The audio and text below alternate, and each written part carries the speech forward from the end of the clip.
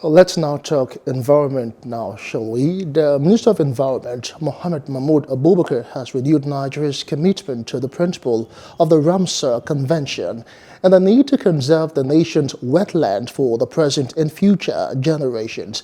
The minister, who made the statement at an event organized by the Nigerian Conservation Foundation, also said there was an ongoing program geared towards restoring the nation's mangrove ecosystem, stretching from Badagry in Lagos State to Bakassi in Cross River State. Now, for more on this, we are being joined by the Director General, Nigerian Conservation Foundation, Muhtari Aminu Kano. Many thanks for joining us on Plus News Hour tonight. Thank you very much for having me. Let's try and make a bit of sense out of, why are wetlands so important specifically to Nigeria? I think the importance of wetlands is very, very much understated, and not many Nigerians know how important these ecosystems are to us. They are very, very important for the economy of the areas where they exist. They provide livelihoods in terms of fresh water for drinking, in terms of water for animals, grasses for animals, water for irrigation. They provide an important function in terms of recharging the groundwater in the area that they are, and also in the ecology and environment of the area.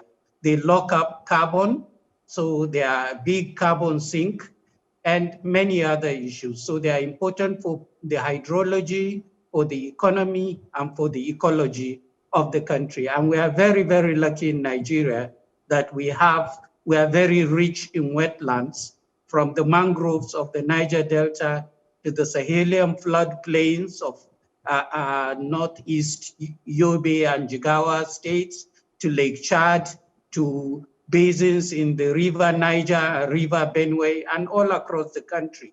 We are one of the most luckiest countries in terms of the richness of our wetlands. All right, you mentioned the Niger Delta. Let's talk about that region for a bit. What with a whole lot of flooding and pollution, that have been recorded in that axis in recent times. Would you really say that the wetlands in that axis, are being threatened? Oh, yes. I mean, wetlands all over Nigeria are facing serious threats, and the ones in the Niger Delta in particular. The major threat, as we know, in the Niger Delta comes from oil pollution, but there are also many other things that threaten the wetlands there. All right, now your organization is all about conservation. What are the practical steps you have taken to ensure that the nation's wetlands are conserved? Right. So I think we have to talk about the three areas I mentioned where wetlands are really important. So to the environment of the country, to the ecology of the country, and to the hydrology of the country. So if you are to conserve wetlands, you have to keep these three issues in mind. And let's talk about the environment, which is the major one, because it sustains the livelihood, the health, and even the lives of people, because, like I said, it recharges groundwater and provides fresh water. So you have to enhance the richness of the wetlands and make sure that the people living around those wetlands continue to derive the benefits in terms of the economy. So wetlands are important, as I said, for agriculture.